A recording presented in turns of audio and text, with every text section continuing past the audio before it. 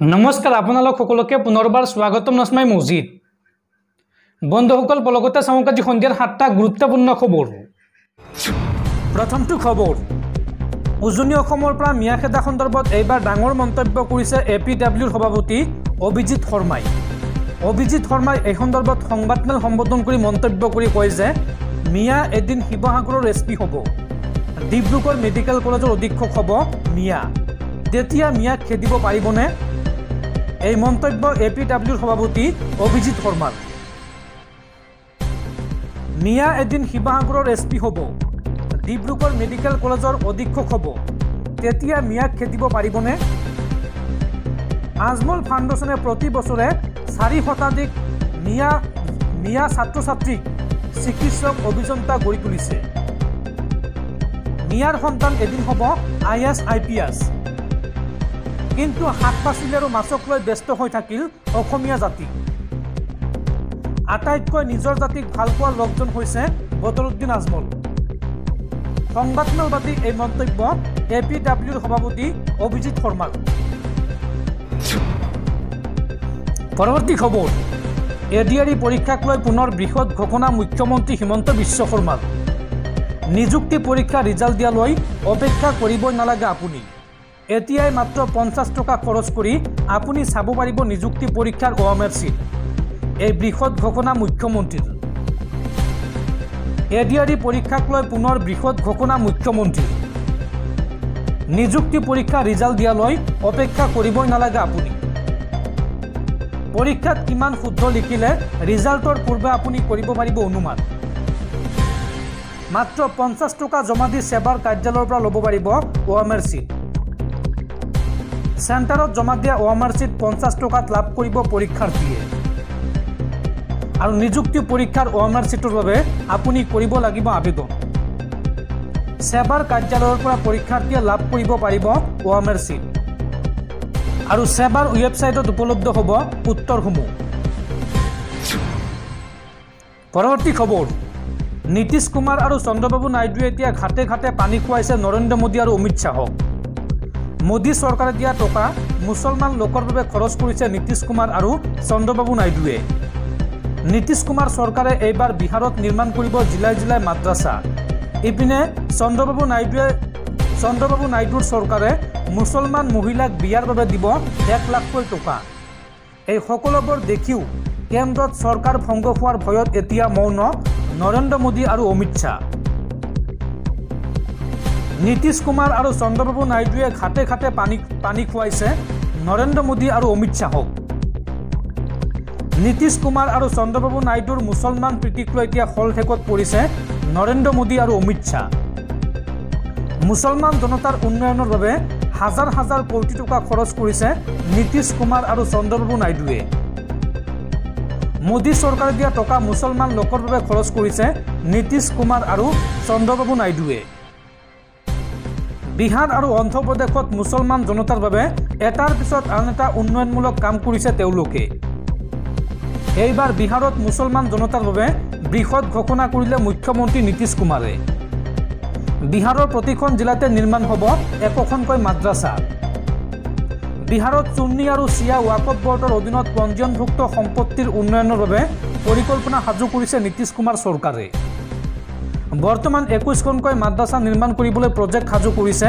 নীতিশ কুমাৰ চৰকাৰে শেহতীয়াকৈ বিহাৰত 10খন মাদ্ৰাছা নিৰ্মাণৰ কাম ইতিমধ্যে সম্পূৰ্ণ কৰিছে বিহাৰ চৰকাৰে ব্যৱসায়িক অট্টালিকা বজাৰ কমপ্লেক্স আৰু প্ৰতিফলন নিৰ্মাণৰ প্ৰস্তাৱ গ্ৰহণ কৰিছে নীতিশ কুমাৰ চৰকাৰে বিহাৰৰ মুছলমান জনতাৰ আবেগ আৰু কল্যাণৰ প্ৰতি গুৰুত্বপূৰ্ণ ভূমিকা অৱলম্বন কৰিছে নীতিশ কুমাৰৰ চৰকাৰে ৰাজ্যখনৰ ৱাকফৰ সম্পত্তি নিৰাপত্তাৰ প্ৰতিও ৰাজ্য চৰকাৰ চিন্তিত বুলি মন্তব্য কৰিছে নীতিশ কুমাৰে এনে সম্পত্তিত যাতে কোনো ধৰণৰ বেদখলকাৰী উদ্ভৱ নহয় তাৰ প্ৰতি লক্ষ্য ৰাখিবলৈও সাজু হৈছে বিহাৰ চৰকাৰ এইসমূহ কাম বিহাৰৰ ৰাজ্যিক ৱাকফ উন্নয়ন আঁচনিৰ অধীনত সম্পন্ন কৰিব বিহাৰৰ ৰাজ্য চৰকাৰে ইপিনে অন্ধ্ৰপ্ৰদেশত দুলহন আঁচনিৰ জৰিয়তে বিয়াৰ বাবে চন্দ্ৰবাবু নাইডুৰ চৰকাৰে দিব মুছলমান যুৱতীক 1 লাখ টকা অন্ধ্ৰপ্ৰদেশত মুছলমানৰ সংৰক্ষণৰ ব্যৱস্থাও নিশ্চিত কৰিলে চন্দ্ৰবাবু নাইডুৱে অন্ধ্ৰপ্ৰদেশত মুছলমানৰ সংৰক্ষণৰ ব্যৱস্থা নিশ্চিত কৰিছে চন্দ্ৰবাবু নাইডুৱে। মুছলমান লোকৰ বাবে হায়দৰাবাদ আৰু বিজয়ৱাড়াত নিৰ্মাণ হ'ব হজ গৃহ। লাখ লাখ মুছলমান শিক্ষাৰ্থীক 15 লাখ টকা পৰ্যন্ত ৰাজ সাহায্য দিব চন্দ্ৰবাবু নাইডুৱে। আৰু এইদৰে প্ৰধানমন্ত্ৰী মোদী আৰু অমিত শ্বাহক ঘাটে ঘাটে পানী খুৱাইছে নীতিশ কুমাৰ আৰু চন্দ্ৰবাবু নাইডুৱে। দৰ্শকসকল আৰু বহুতো গুৰুত্বপূৰ্ণ খবৰ আছে। তাৰ আগতে আপোনাক জনাওঁ যে যদি আপুনি এতিয়ালৈকে এইটো ভিডিঅ'ত লাইক কৰা নাই তেন্তে এতিয়াই ভিডিঅ'টোত লাইক কৰি দিয়ক। আৰু এনেকুৱা ধৰণৰ ভিডিঅ'সমূহ নিতৌ চাবলৈ চেনেলটো ছাবস্ক্ৰাইব কৰি কাষত থকা বেল আইকনটো প্ৰেছ কৰি ৰাখক। পৰৱৰ্তী খবৰ, প্ৰচণ্ড গৰমে দহিছে ৰাজ্য আৰু গৰমৰ বাবেই ৰাজ্যত মৃত্যু হ'ল 3জন লোকৰ। আপুনি পৰাপক্ষত কোনো কাম নাথাকিলে ঘৰৰ পৰা নোলাব। পৰাপক্ষত ঘৰৰ পৰা নোলাব। অত্যাধিক গৰমে বিপদ মাতিছে জনসাধাৰণলৈ। লখিমপুৰত এইবাৰ গৰমৰ বাবে প্ৰাণ হেৰুৱালে 3জন লোকে। গুৱাহাটী মহানগৰীকে ধৰি ৰাজ্যৰ ভিন্ন প্ৰান্তত পুৱাৰ ভাগৰ পৰাই উৎকট গৰমে দহিছে। স্বাভাৱিক তাপমাত্ৰাতকৈ 5 ডিগ্ৰী চেলছিয়াছ পৰ্যন্ত বাঢ়িছে তাপমাত্ৰা। আৰু আজিৰ দিনটোত গুৱাহাটী মহানগৰীত তাপমাত্ৰা আছিল 37 ডিগ্ৰী চেলছিয়াছ। কিন্তু 49 ডিগ্ৰী চেলছিয়াছৰ সমান গৰম অনুভূত হৈছে গুৱাহাটী মহানগৰীত। সেইদৰে শিলচৰ, লখিমপুৰ, ৰঙিয়াত 38 ডিগ্ৰী চেলছিয়াছৰ ঘৰ অতিক্ৰম কৰিছে তাপমাত্ৰাই। আৰু অনাগত 24 ঘণ্টাত তাপমাত্ৰা অধিক বৃদ্ধি হোৱাৰ সম্ভাৱনা আছে। এই কথা জনাইছে বতৰ বিজ্ঞান কেন্দ্ৰই। পৰৱৰ্তী খবৰ, পুনৰ চৰ্চাত ৰাজ্য কঁপাই যোৱা SI জোনমণি ৰাভাৰ মৃত্যুৰ প্ৰসংগ। SI জোনমণি ৰাভাৰ মৃত্যুৰ তদন্তৰ ক্ষেত্ৰত অসম আৰক্ষীৰ 6 গৰাকী বিষয়াৰ বিৰুদ্ধে বিভাগীয় তদন্ত ঘোষণা। CBIৰ পৰামৰ্শ মতে অসম আৰক্ষীয়ে তদন্ত ঘোষণা কৰিছে 6 গৰাকী বিষয়াৰ বিৰুদ্ধে। কোন কোন আৰক্ষী বিষয়াৰ বিৰুদ্ধে তদন্ত ঘোষণা কৰিছে চাওঁ আহক। জখলাবন্ধাৰ সেই সময়ৰ OC পৱন কলিতাৰ বিৰুদ্ধে তদন্ত ঘোষণা। লগতে শৈবৰ গাঁৱৰ IC আভাজ্যোতি ৰাভাৰ বিৰুদ্ধে তদন্ত ঘোষণা।